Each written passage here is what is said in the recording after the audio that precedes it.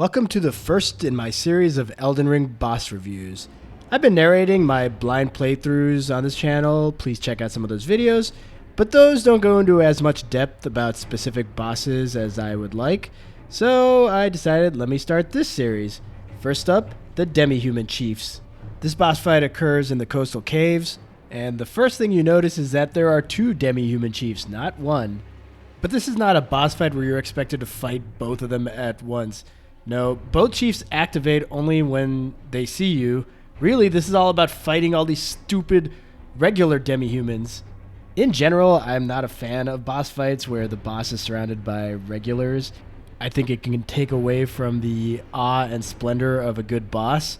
And in this case, there's so many of those standard enemies that this fight just becomes chaotic and is all about crowd control, which I kind of suck at.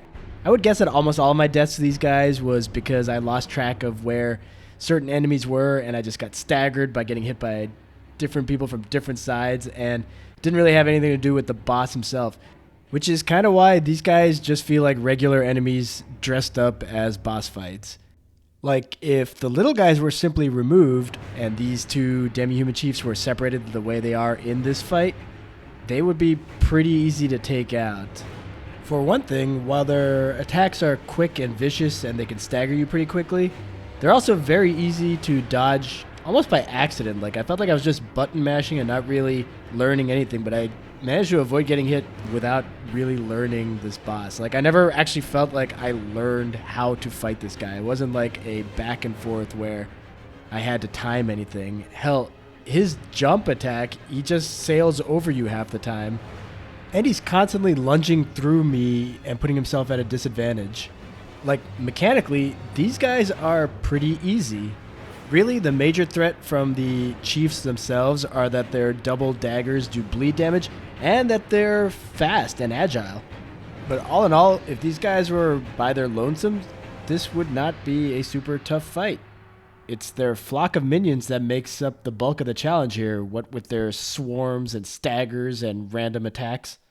Now, this is no Royal Rat Authority from Dark Souls 2 where you have to kill the regular rats quickly or your death is imminent.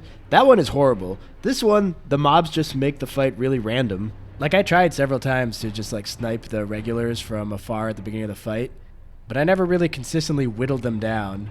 And sometimes the randomness just trumps everything. Like, one time I managed to get rid of two of the regulars pretty quickly, and then I was focusing on the third, and then the big guy got the jump on me. Then the very next time, I'm like, hey, I'm not going to focus on those little guys at all. I'm going to focus on the big guy. And I accidentally killed the little guys while attacking the big guys. Just collateral damage. Like, there was no rhyme or reason. This didn't feel like it took any skill. It was just pure chaos.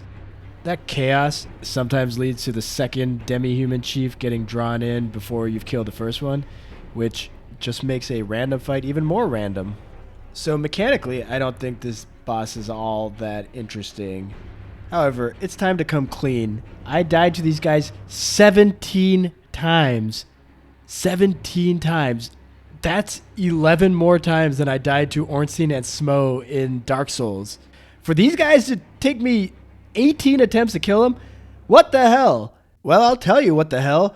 These guys were the first boss that I fought post-tutorial. And while they're still early game bosses, I suspect that most people didn't encounter them till way later than I did. What this means is that I fought them without upgrading my weapons, barely leveling up, and with my default number of healing flasks. All of this just makes the randomness hit even harder. It's why I lasted 2.5 minutes in my 13th attempt, but just 15 seconds in my 14th attempt. So even though I died 17 times to these guys, I don't think they're hard at all. Like, I never found this fight frustrating, just random. But that randomness also made it so when I did beat him on my 18th attempt, I didn't actually feel like, oh man, I did it! I just felt like, it was going to happen eventually. So they weren't memorable at all, and that's not helped by their moveset. Like, not one of their moves did I think, man, that is a badass attack. No, they all just felt like regular enemy attacks. And I have no idea what this roar actually does. In terms of the design of these guys, there's some cool little bits.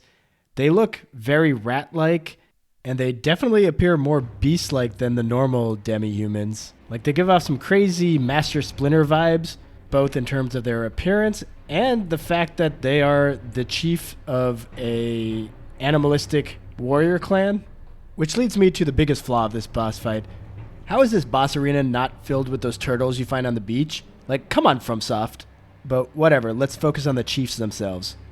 In general, he attacks while standing on his hind legs, but they crawl on all fours unlike the normal ones. And they're hunched over. I don't know if that's because they've got all of these items strapped to their back or whether they just suffer from back pain.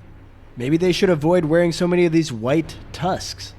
They look like boilerplate barbarian wear, but I'm wondering, are those supposed to be dragon teeth? Spoiler alert, this cave leads to the Church of Dragon Communion. And before doing this video, I just assumed the Demi-Humans sort of worship the dragons, but maybe they kind of follow that church and hunt dragons as well. But other than that, their visual design is pretty meh. I mean, it seems like every piece of fantasy media has barbarian types who wear these rags. This is no different. Their skin looks like this sickly blue pale look, but I don't know if that's just a matter of the lighting in the boss arena. And this is not a very interesting boss arena. Like, it's this big cavern. It's got this pillar of rock sort of on the side that you can run around and hide behind to make the fight easier. And the second chief is down at the end of this tunnel, but there's not much to really look at here. And audio-wise, this guy makes a lot of noise, but it's all just generic roars and grunts and shrieks and yells.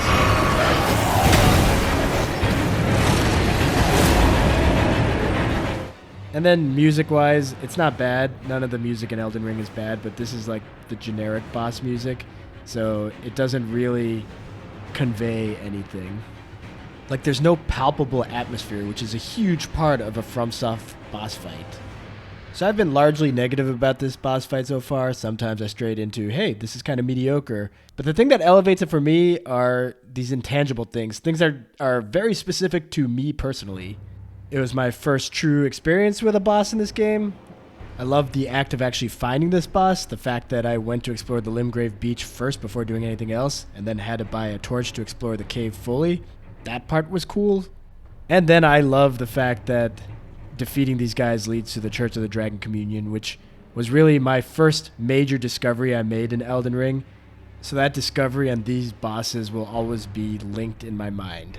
Oh, also, my daughter is 2.5 years old, and I don't let her watch me play games like this.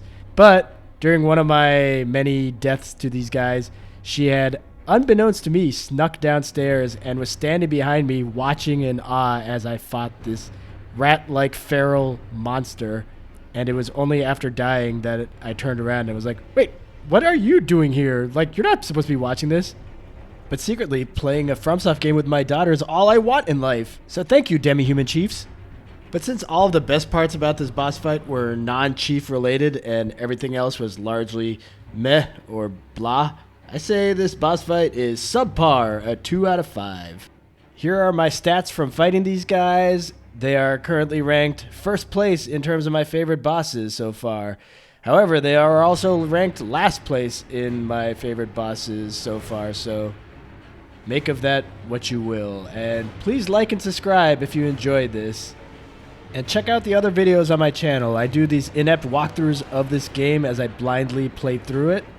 Those go more into my ineptitude and my generally poor decision making. I think they're hilarious. Please check them out, and I'll see you later.